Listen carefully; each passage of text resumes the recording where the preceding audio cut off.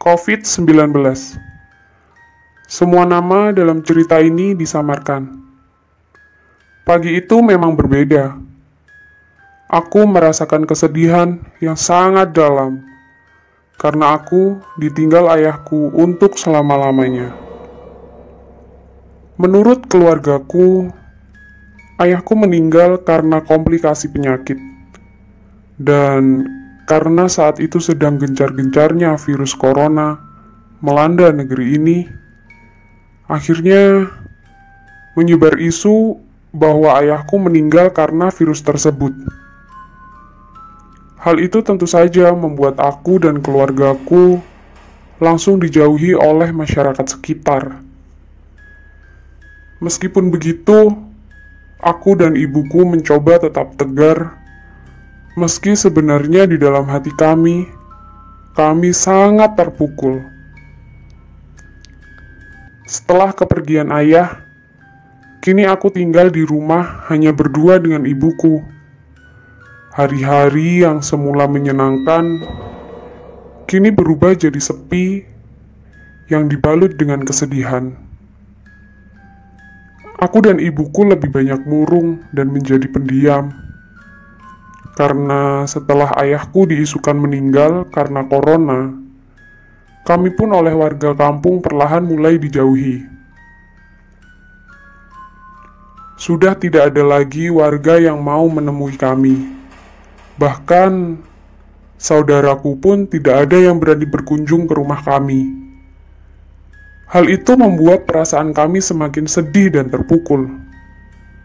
Namun, kami coba bersabar dan memilih untuk tidak keluar rumah.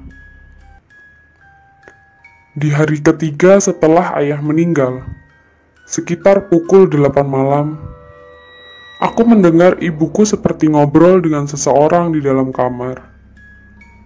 Hal itu terdengar jelas dari kamarku, yang memang letak kamarku tepat bersebelahan dengan kamar ibuku.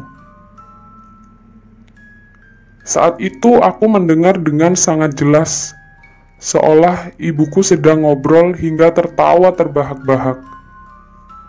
Karena penasaran, akhirnya aku menuju ke kamar ibuku untuk memastikannya. Setelah sampai di depan pintu kamar ibu, aku melihat ibuku sedang duduk dan ngobrol seorang diri. Hal itu tentu saja membuat aku sangat sedih. Karena saat itu, aku juga sangat mengerti perasaan ibuku pasti terpukul dan belum bisa menerima kenyataan. Aku pun coba membiarkannya dan memilih kembali ke kamarku. Dan saat perjalanan ke kamarku, tiba-tiba aku melihat seperti ada seseorang dari luar rumahku yang sedang mengawasiku. Karena waktu itu aku penasaran, akhirnya aku berjalan keluar rumah untuk memastikannya. Sesampainya di teras rumah, aku sangat kebingungan. Karena waktu itu aku tidak menemukan siapa-siapa. Tapi anehnya, saat itu aku menemukan sisa tanah yang berserakan di teras rumahku. Padahal, di sekitar rumahku tidak ada tanah sama sekali. Semua sudah dilapisi ubin dan batako. Kalau ada tanah pun, itu di seberang jalan. Jadi, sepertinya tidak mungkin kalau di sini tadi tidak ada orang. Pasti ada orang yang habis dari sini, pikirku. Aku pun coba tidak menghiraukannya dan memilih kembali ke dalam rumah. Ketika di dalam rumah, aku mencium bau yang sangat busuk sekali. Dan setelah kutelusuri, ternyata bau tersebut berasal dari kamar ibuku yang saat itu sudah tertutup rapat. Tok tok tok. Bu, apa semuanya baik-baik saja? Tanyaku. Ibu mengantuk, kamu tidur saja. jawab ibu singkat. Aku pun saat itu hanya diam dan langsung menuju ke kamarku.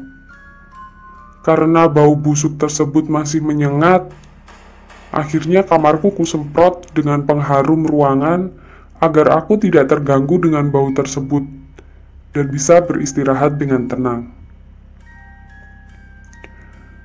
Di hari keempat, semuanya semakin aneh. Pagi itu, aku terbangun pagi sekali karena mendengar suara orang yang sedang memasak di dapur. Dan dengan geloyoran karena masih mengantuk, aku pun berjalan menuju dapur. Ternyata memang benar. Saat itu, ibuku sedang sibuk mempersiapkan sarapan untukku. Tanpa pikir panjang, aku langsung duduk di meja makan sambil menunggu masakan ibu matang. "Masak apa, Bu?" tanyaku. "Buat opor ayam kesukaan ayahmu, Nduk," jawab ibuku. "Wah, enak nih. Ayah mana, Bu? Kok tumben belum bangun?" tanyaku. "Sudah, itu masih di kamar mandi," jawab ibu.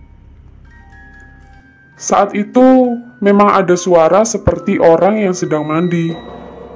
Dan aku pun seakan ikut terlupa jika ayahku memang sudah meninggal. Dan tidak lama kemudian, tiba-tiba ayahku keluar dari kamar mandi. Beliau lewat tepat di depanku sambil tersenyum, dengan terus berjalan menuju kamarnya. Karena aku belum juga sadar, aku pun bersikap biasa-biasa saja sambil terus sibuk bermain HP. Akhirnya masakan ibuku pun siap. Dan seperti kebiasaan anak zaman sekarang, aku pun saat itu mengambil foto masakan ibuku dan kubuat story di WA. Karena jarang-jarang ibu masak opor ayam yang memang kesukaan kami seperti ini. "Sebentar, aku mau ke kamar dulu, mau siapin baju ayahmu. Kamu mandi dulu, baru sarapan," perintah ibuku. Saat itu aku hanya mengangguk sambil terus mengotak-atik HP-ku. Dan akhirnya aku pun sangat kaget ketika temanku mengomentari story WA-ku. "Maaf ya Nit, kita semua nggak bisa datang di pemakaman ayahmu. Kita semua mendoakan semoga ayahmu diterima di sisinya." Isi pesan WA tersebut. Setelah membaca isi pesan WA tersebut, aku langsung gemetar dan HP-ku langsung jatuh ke lantai.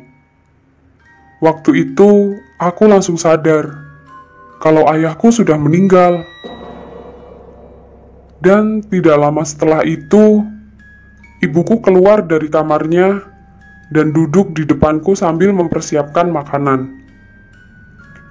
"Ayah mana, Bu?" tanyaku sambil gemetar. "Dia di kamar. Dia bilang kurang enak badan," jawab ibu. Saat itu aku pun langsung menyadarkan ibuku bahwa ayah sudah meninggal. "Bu, ayah sudah meninggal, Bu. Ibu istighfar," ucapku. "Kamu ini ngomong apa? Jadi anak yang sopan. Kamu doain ayahmu meninggal? Anak macam apa kamu ini?" jawab ibuku yang saat itu tiba-tiba emosi. "Ayo kita lihat ke kamar, kalau ibu nggak percaya," ajakku. Dan ketika aku hendak melangkahkan kakiku ke kamar, tiba-tiba ibuku semakin emosi dan memarahiku. Saat itu aku dikira nggak waras dan masih banyak lagi. Akhirnya ibuku pun menutup pintu kamarnya dan mengatakan agar tidak mengganggu ayah. Jika aku bersikukuh mengganggu, aku diancam akan diantar ke tempat kosku saat itu juga. Aku pun waktu itu hanya diam dan tidak berani membantah. Dan akhirnya aku menuju kamar mandi untuk segera membasuh mukaku.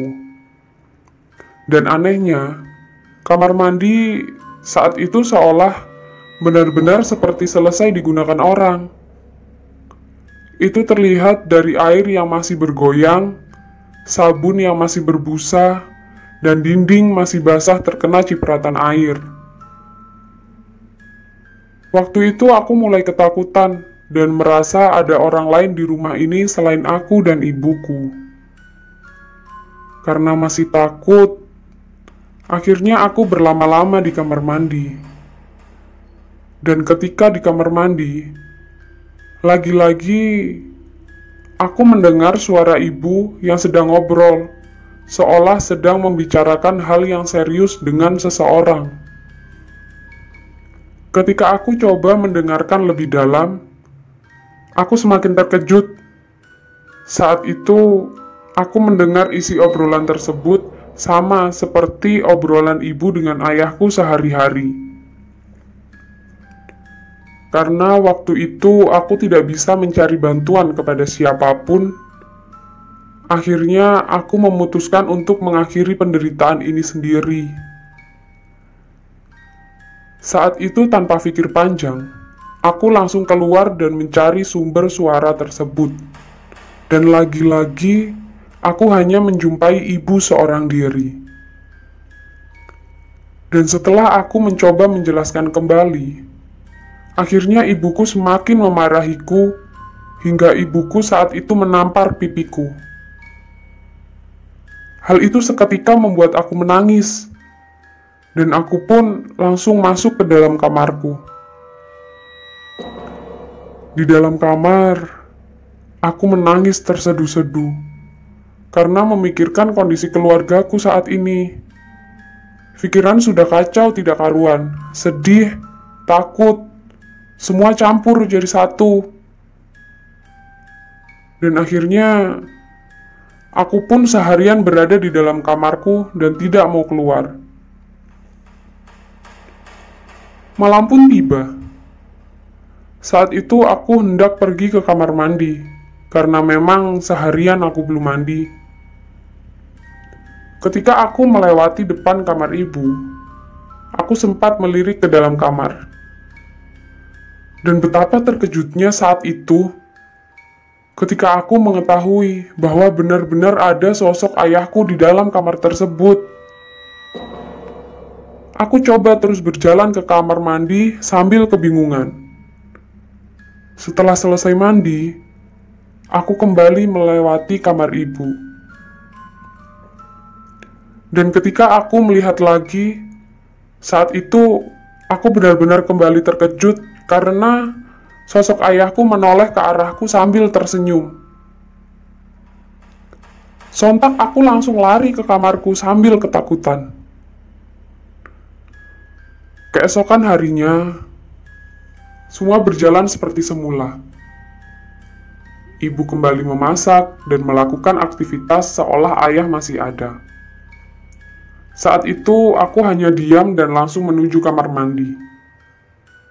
Di dalam kamar mandi, tiba-tiba aku mendengar suara ibuku memanggil namaku. Nanti kalau sudah selesai sarapan, bantu ibu bersih-bersih. Jangan di dalam kamar melulu. Aku harus jaga ayahmu yang masih sakit, kata ibuku. Aku pun saat itu hanya diam dengan terus melanjutkan mandiku. Setelah selesai mandi, aku tidak bisa melihat lagi ke kamar ibuku. Kali ini kamar ibu sudah tertutup rapat. Hal itu membuatku tidak bisa lagi melihat ke dalam. Akhirnya aku pun sarapan. Opornya habis, Bu, tanyaku. Habis, ayahmu suka sekali, sampai kamu tidak disisai, jawab ibu sambil tersenyum. Saat itu aku sudah tidak bisa berkata-kata lagi dan kebingungan dengan keadaan ini di dalam rumahku. Setelah sarapan, aku langsung membersihkan rumahku sesuai perintah ibu. Dan ketika aku menyapu teras, aku sempat menemui beberapa tetangga yang lewat di depan rumahku. Namun, saat itu hal aneh terjadi. Mereka tiba-tiba lari ketakutan, seolah melihat sesuatu yang aneh di diriku. Aku pun saat itu kebingungan dan kembali masuk ke dalam rumah. Ketika di dalam rumah, aku melihat ibu keluar dari kamarnya sambil membawa tumpukan baju ayah. Sepertinya saat itu ibu hendak mencuci baju ayah dan lupa menutup kembali pintu kamarnya. Kesempatan itu tentu saja tidak kusia-siakan. Aku segera melangkah perlahan untuk melihat ke arah kamar ibu. Dan betapa terkejutnya aku saat itu ketika melihat di dalam kamar ibu ada sesosok pocong tinggi besar sedang duduk di ranjang. Aku pun sontak langsung berteriak dan lari ke kamarku. Karena mendengar teriakanku, saat itu ibuku langsung menyusulku ke dalam kamarku dan melihat keadaanku. Aku pun waktu itu tidak mengatakan yang sejujurnya kepada ibuku. Karena aku tahu, pasti aku yang akan dimarahi jika aku mengatakan apa yang sebenarnya aku lihat. Saat itu aku hanya diam dan ketakutan. Melihat kondisiku saat itu, entah kenapa tiba-tiba ibu langsung menutup pintu kamarnya. Seakan-akan ibuku sebenarnya juga mengetahui apa yang aku lihat. Waktu itu aku sudah mulai curiga kepada ibuku. Aku berpikir bahwa ibu memang sengaja menyembunyikan sesuatu dariku. Keesokan harinya, berbekal informasi dari internet, aku mengetahui bahwa sebelum 7 hari setelah anggota keluarga kita meninggal, konon katanya arwahnya masih ada di sekitar kita. Dan jika ada urusan dunia yang belum selesai, arwah tersebut akan terus gentayangan dan tidak tenang. Oleh sebab itu, hari itu aku coba ingin menyadarkan ibuku dengan perlahan, agar tidak sampai emosi seperti waktu itu. Karena saat itu aku berpikir, keadaan seperti ini tidak bisa dibiarkan berlarut-larut. Setelah bangun tidur, pagi itu aku langsung menuju ke dapur dan membantu ibu memasak sambil berpura-pura bahwa semuanya baik-baik saja. "Gimana keadaan ayah, Bu?" tanyaku. "Sudah mendingan. Ini kubuatkan sup biar hangat badannya," jawabnya. "Alhamdulillah. Kenapa nggak dibawa ke dokter aja, Bu?" tanyaku. "Gak usah," jawabnya singkat. "Aku dari kecil gak pernah diajari ayah berbohong, Bu. Jadi aku tidak pandai berbohong. Tapi aku tahu kalau ada orang yang membohongiku," tuturku. Saat itu ibu hanya diam dan terus melanjutkan aktivitasnya. Hari itu pun berlalu terasa sangat cepat. Ibuku seharian diam saja dengan menghabiskan waktu di dalam kamarnya. Dan malam pun tiba. Saat itu, ketika aku sholat Isya, tiba-tiba aku merasakan seperti ada yang mengawasiku dari belakang. Dan setelah aku melihat dari pantulan cermin yang ada di depanku, aku sangat terkejut. Karena saat itu aku melihat ada sosok pocong yang sedang duduk diam di ruang tengah sambil menatap ke arahku. Tentu saja, hal itu membuat sholatku berantakan. Aku pun coba menguatkan diri dan memejamkan mata sambil terus melanjutkan sholatku. Dan setelah selesai melakukan sholat, akhirnya aku pun langsung menutup pintu kamarku dan menguncinya dari dalam. Karena masih ketakutan, aku pun langsung memejamkan mata hingga akhirnya aku ketiduran. Sekitar pukul 12 malam, aku terbangun karena aku kembali merasakan seperti ada hembusan nafas tepat di belakangku. Dan ketika aku menoleh ke belakang, ternyata ada sosok pocong yang saat itu tepat berada di belakangku. Dan masih teringat jelas di kepalaku, wajah pocong tersebut setengah hancur, dengan darah yang masih mengalir di dahinya. Tapi saat itu aku sangat yakin bahwa sosok tersebut bukanlah ayahku.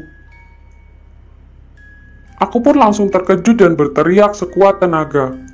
Lalu, aku berlari ke arah ruang tamu sambil terus menangis. Dan tidak lama setelah itu, ibuku menyusulku dan memelukku sambil ikut menangis. Ketika aku dan ibuku masih menangis, tiba-tiba di kursi yang tidak jauh dari kami melihat sosok pocong yang duduk sambil menundukkan kepala. Saat itu ibuku langsung menutupi mataku dan kemudian berteriak, "Pergi, Mas. Kamu sudah meninggal. Jangan ganggu kami terus. Aku janji, aku akan membersihkan namamu. Aku akan klarifikasi ke warga kampung. Tolong, jangan ganggu kami," ucap ibuku. Saat itu tiba-tiba terdengar suara piring dan perabotan dapur seperti dilempar dan dihancurkan. Dan tidak lama setelah itu, akhirnya sosok tersebut tiba-tiba telah menghilang begitu saja. Keesokan harinya, setelah aku terbangun, keadaan sudah berbeda. Ibu sudah tidak lagi memasak makanan dan kini beliau duduk di ruang tengah sambil menungguku. Aku pun menghampirinya sambil kembali memeluknya. Saat itu, ibu meminta maaf kepadaku sambil kembali meneteskan air mata. Di sela-sela ibuku memelukku, aku melihat ke arah kamar ibuku. Dan aku sangat kaget melihat keadaan kamar ibu saat itu. Kamar ibu saat itu sangat berantakan dengan lantai penuh sisa makanan yang berserakan. Singkat cerita, akhirnya ibu menceritakan bahwa sebenarnya memang ada sosok yang menyerupai ayahku yang setiap hari datang ke rumahku. Sosok yang menyerupai ayahku tersebut mengaku ingin menemani keluargaku karena keluargaku saat itu memang sedang dikucilkan oleh masyarakat karena isu corona. Hal itulah yang ternyata membuat keluargaku diganggu oleh makhluk halus setiap hari.